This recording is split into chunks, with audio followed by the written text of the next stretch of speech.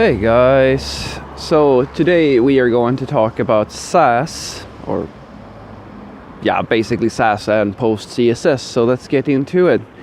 Now, this is, you're gonna have to excuse me, I'm coming down with something, so yeah, I'll just have to muscle through this one, but my throat is starting to hurt a little bit. Well, more than a little bit, but hey. It's another day, therefore we make another video.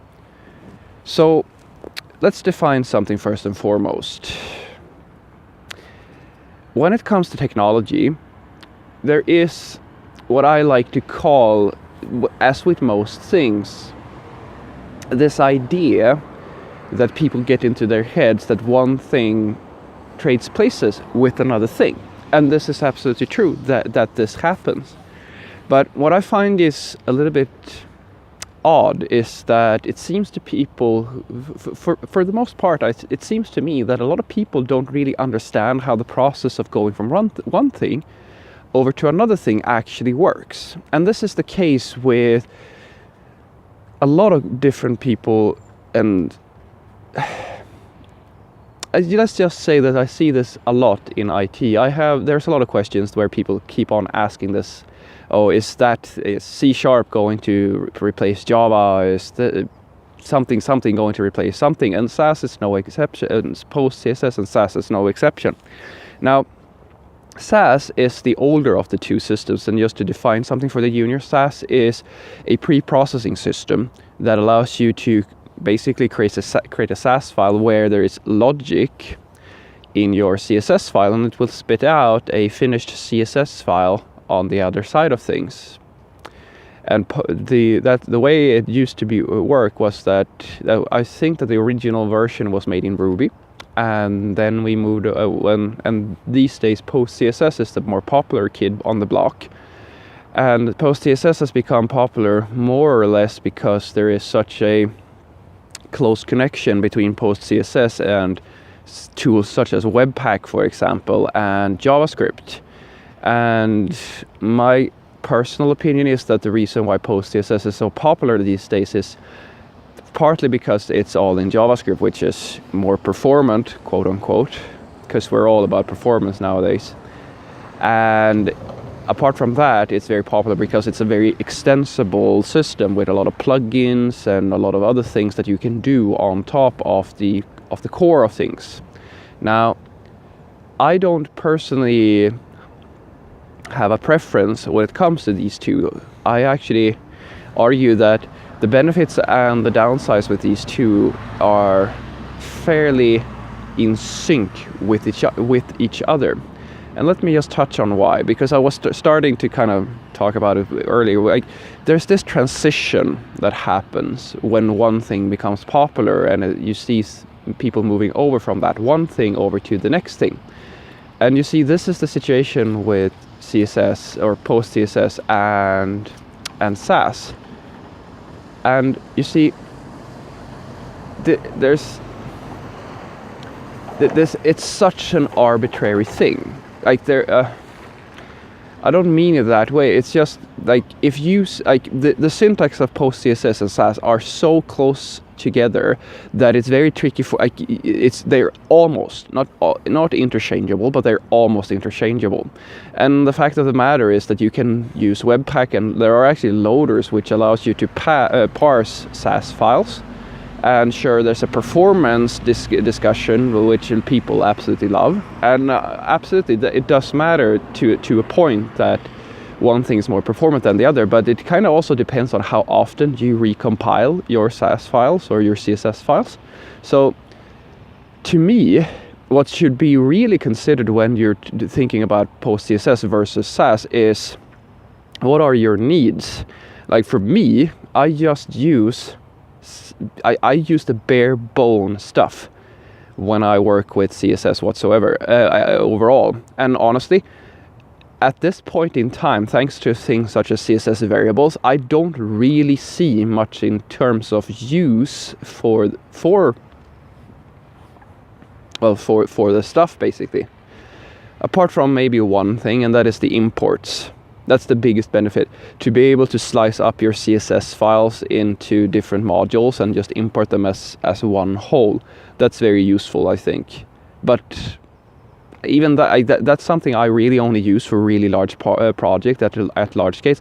Like all these other things like for loops and methods and all that stuff, I argue that those should be an exception to the rule, because some of the ugliest Sass or Postcss, whichever you pick, I have seen is when people mix too much, they get too fancy with CSS. And honestly, I've found it much more useful to simply use a good, strong CSS architecture such as BEM, for example, and then keeping everything as simple as possible. Variables are absolutely useful, but since you have variables are useful, but both of them can do it right. And so for me, I don't really care.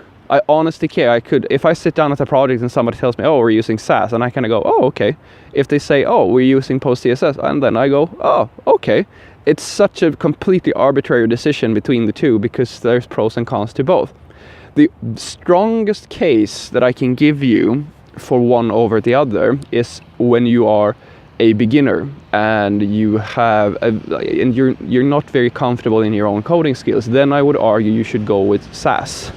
And the only reason why I argue that is because Sass has a bigger presence on the job market. There are more people or more projects around, from my perspective, that uses Sass as its base. Postcss is on the rise and it's popular and everybody talks about it, but it's not at the point where it's like adopted full time. It's kind of the situation with, that's what I was kind of touching on, because you see, when something is becoming popular, because trust me, I'm pretty sure that you hear more people talk about Postcss and how great it is these days than you hear people talk about Sass.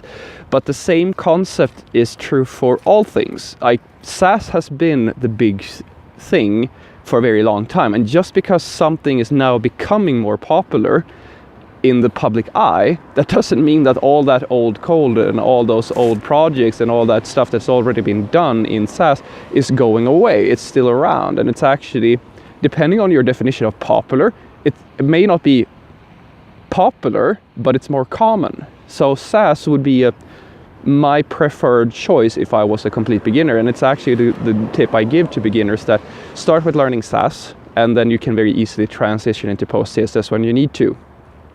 That's a fairly good bet, I would say. So, and you know, this is the same situation you see with Rust and C++, for example. So Rust is popular and it's getting a lot of attention, but C++ is the bigger brand, or it's more likely that you're going to meet that out in the world, right?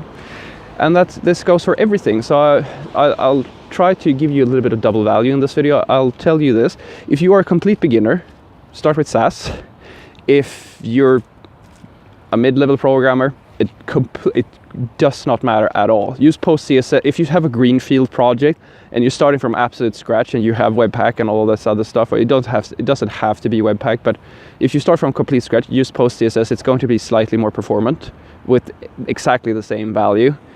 And to everybody else, don't focus so much on, I try to get this out of your head. Try to forget this idea that one thing is going to take over and crush something else, because even if that happens, why does it matter? This technology is still going to be around. If you really think about it, Java has taken over the place that COBOL used to have. But COBOL is still around in really large organizations. Now, it's not as widespread, but it's still around.